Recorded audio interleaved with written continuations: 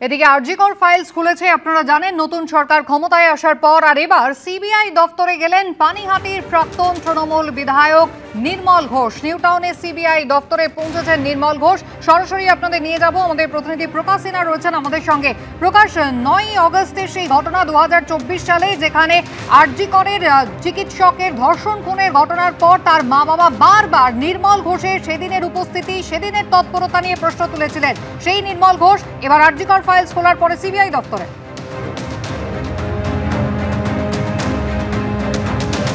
একদম আরজিকর ফাইলস ফের খুলেছে এবং এসআইটি কে নতুন করে দায়িত্ব দেওয়া হয়েছে যে তারা তদন্ত করে রিপোর্ট 25 তারিখের মধ্যে জমা দেবে।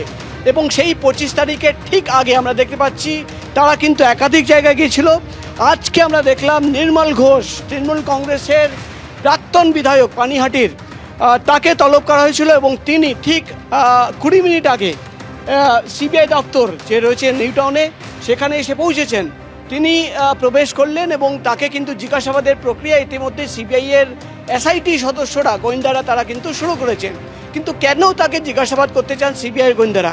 সিবিআই সূত্রের খবর, অভয়ার মা বাবা তাদের সঙ্গে যখন কথা বলেন সিবিআইয়ের এসআইটি সদস্যরা, গোয়েন্দারা, তারা কিন্তু একাধিকবার নির্মল ঘোষের নাম নিয়েছেন, অভিযোগ এনেছেন যে গোটা সেই রাতে, সেই অভিশপ্ত রাতে অর্থাৎ 9ই আগস্ট 2024 সালে যেটা হয়েছিল, তুমি জানো একাধিক অভিযোগ, জোর করে হাসপাতাল থেকে বার করে পোস্টমর্টম করা সানসেটের পর রাতের দিকে, এবং তারপর তড়িঘড়ি শ্মশানঘাটে নিয়ে গিয়ে পুড়িয়ে দেওয়া, দাহ সংস্কার করা। এবং সেখানে কিন্তু প্রত্যেকটি জায়গায় নির্মল ঘোষের উপস্থিতি ছিল। তাকে প্রশ্ন করতে চান সিবিআই গোয়েন্দারা, তিনি সেই রাতে কেন গেছিলেন, কার নির্দেশে গেছিলেন, কি দেখেছিলেন, তার অ্যাক্টিভিটি কী ছিল, শ্মশান ঘাটে কেন তড়িঘড়ি শরীর বডি নিয়ে যাওয়া হলো, এই সমস্ত প্রশ্ন সামনে রেখেই কিন্তু নির্মল ঘোষকে ইতিমধ্যেই জিজ্ঞাসাবাদ করা হচ্ছে, তার বয়ান রেকর্ড করা হচ্ছে। এবার দেখার বিষয় হবে যে আজকে জিজ্ঞাসাবাদের প্রক্রিয়া শেষ হওয়ার পর কি তথ্য সামনে আসে বা সিবিআই তরফে কি জানানো হয়। সিবিআই এর তরফে জিজ্ঞাসাবাদ প্রক্রিয়া ইতিমধ্যেই শুরু হয়েছে। পানিহাটির প্রাক্তন তৃণমূল বিধায়ককে ধন্যবাদ প্রকাশ। মেট্রোর সমস্ত থমকে থাকা প্রকল্প শেষ করতে দ্রুত উদ্যোগ নেওয়া হচ্ছে। চিংড়িঘাটা মেট্রোর কাজ 18 মাস আটকে রেখেছিল আগের সরকার। আজকে বিধানসভায় উদ্বোধনী ভাষণে এমনটাই বললেন রাজ্যপাল। The state government will extend full support and assistance in every single form for early completion of the stalled projects of Metro Railway, Kolkata, as well as other railway projects in the state. Immediately after coming to office, the new state government allowed temporary traffic restrictions that led to the smooth completion of the girder launching work at Chingrighata crossing on the orange line of the Kolkata Metro. While the measure was so directly needed for promoting ease of communication in the city, the work was stalled by the previous government for more than 18 months for reasons best known to them only. Bangla দুর্নীতি মুক্ত হবে, তোলাবাজি মুক্ত হবে, এখানে আইনের শাসনের পুনঃপ্রতিষ্ঠা হবে। আজকে উদ্বোধনী ভাষণে, উদ্বোধনী বাজেট অধিবেশনের ভাষণে কি বললেন রাজ্যপাল আর.এন. রবি, দেখুন। My government will effectively control and do away with criminal syndicate system of extortions, illegal coal and sand mining, and take steps for prevention of heinous crimes, especially those related to women and children and their trafficking. Law and order machinery will be revamped to usher in an ambience of peace and tranquility in the state. Particularly, there will be zero tolerance for any atrocity against women, children, and marginalized sections of the society. My government will take appropriate measures to restore the rule of law and re-establish people's trust in the state's institutions. The new government has already cracked down heavily on those who once ran a reign of terror and an extortion raj under the protection and patronage of the earlier ruling party in the state. With the restoration of the rule of law in the state, people are breathing in freedom and they are voluntarily coming forward to raise their voice against various injustices. meted out to them by the unscrupulous elements in different forms.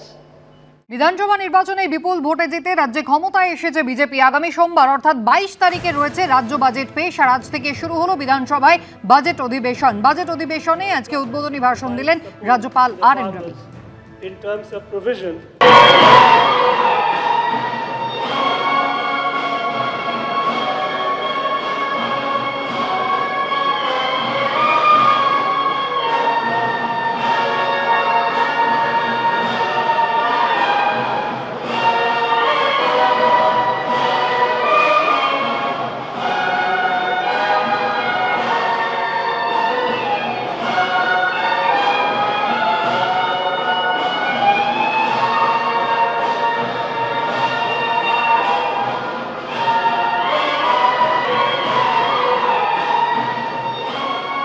নৈতিক জয়, যেই লড়াইটা ঋতব্রত বন্দ্যোপাধ্যায় এবং আমরা শুরু করেছিলাম, যেই অনিয়মের বিরুদ্ধে, আজকে আমরা তার নৈতিক জয় প্রাপ্ত করলাম। আমরা যেই কাজটা করেছি সেটা সম্পূর্ণ আইন মেনে করা এবং এটা আমাদের নৈতিক জয়। বিধায়কের সমর্থনের সংখ্যা বাড়ছে এবং যারা যারা সমর্থন আমাদেরকে দিচ্ছেন সেই চিঠিও আমরা মাননীয় স্পিকারকে দিচ্ছি, যেই উদ্দেশ্য নিয়ে এই ব্লকটাকে তৈরি করেছি, যেটা প্রিন্সিপাল অপোজিশন, আমরা সেটাকে নিয়ে এগিয়ে যাব। আমাদের যেই দায়িত্ব, মানুষের প্রতি যেই দায়বদ্ধতা, আমরা সেটা পালন করার জন্য যা যা করার আমরা সম্পূর্ণভাবে যে গঠনমূলক বিরোধিতা করা এই হাউসের মধ্যে যেখানে যেরকম ভাবে প্রয়োজন আমরা বিধায়করা মিলে সেই কথাগুলো তুলে ধরবো এবং বাংলার মানুষের জন্য আমরা কাজ করব। কলকাতা হাইকোর্টে ধাক্কা কালীঘাট তৃণমূলের। বিরোধী দলনেতা ঋতব্রত বন্দ্যোপাধ্যায় বিরোধী ব্লকের বিধায়কদের নির্বাচনে আপাতত কোনো হস্তক্ষেপ নয়, এমনটাই জানিয়ে দিয়েছেন বিচারপতি। কথা বলবো, রুমাপাল রয়েছেন টেলিফোন লাইনে। রুমাগত দুদিন ধরে আমরা জানি শুনানি চলছিল, নির্দেশ কিন্তু একেবারে হোল্ড করে রেখেছিলেন, রিজার্ভ রেখেছিলেন বিচারপতি। আজকে নির্দেশে কি জানানো হলো? দেখো, জানিয়ে রাখি যে অন্তর্বর্তী নির্দেশ দিলেন না বিচারপতি কৃষ্ণা রাও এবং বিরোধী ব্লকের যে বিধায়কদের নির্বাচনে আপাতত কোনো হস্তক্ষেপ নয় এবং সৌম্যজিৎ চট্টোপাধ্যায়ের আবেদনে আপাতত কোনো হস্তক্ষেপ করছে না কোর্ট এবং জুলাই মাসে পেশ শুনানি। এবং জানিয়ে রাখি যে এই বিধানসভার সইজাল কাণ্ডে স্পিকার বিধানসভায় বিরোধী দলনেতা যে সিদ্ধান্ত নিয়েছিলেন তার বিরুদ্ধে কিন্তু শোভনদেব চট্টোপাধ্যায় মামলা করেন এবং সেই মামলার পরিপ্রেক্ষিতে কিন্তু গত পরশু দিনই কোর্টের প্রশ্ন ছিল যে বিধানসভা সইজাল কাণ্ডে ঘরে বসে অধ্যক্ষ জানলেন কিভাবে, কোন পক্ষ বেশি লোক আছেন, অধিবেশন না ডেকে কিভাবে তদন্ত, প্রশ্ন তুলেছিল হাইকোর্ট। এবং তার পরিপ্রেক্ষিতে অবশ্যই অ্যাডিশনাল এজির বক্তব্য ছিল যে স্পিকারের কাছে না মিলেও তাকে সব দিক বিবেচনা করে সিদ্ধান্ত নিতে হয়, কারণ এক্ষেত্রে বিরোধী দলের মধ্যে দ্বন্দ্ব ছিল। আর এক্ষেত্রে অবশ্যই বম্বে শিবসেনার উদাহরণ দেওয়া যেতে পারে।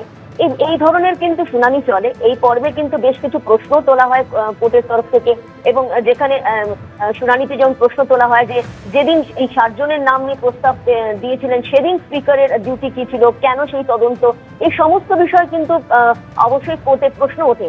তবে আজকে যেটা জানা যাচ্ছে যে কোর্টের বক্তব্য যে বিরোধী দলনেতা ঋতব্রত বন্দ্যোপাধ্যায় এবং বিরোধী ব্লকের বিধায়কদের নির্বাচনে আপাতত কোনো হস্তক্ষেপ করছে না আদালত এবং অন্তর্বর্তী নির্দেশ দিচ্ছেন না বিচারপতি কৃষ্ণা রাও। শোভনদেব চট্টোপাধ্যায়ের আবেদনে আপাতত হস্তক্ষেপ নয় এমনটাই জানা যাচ্ছে এবং জুলাই মাসে পরবর্তী শুনানি। রুমা, ধন্যবাদ। বিধানসভা ডেপুটি লিডার সন্দীপন সাহা কি জানালেন দেখুন।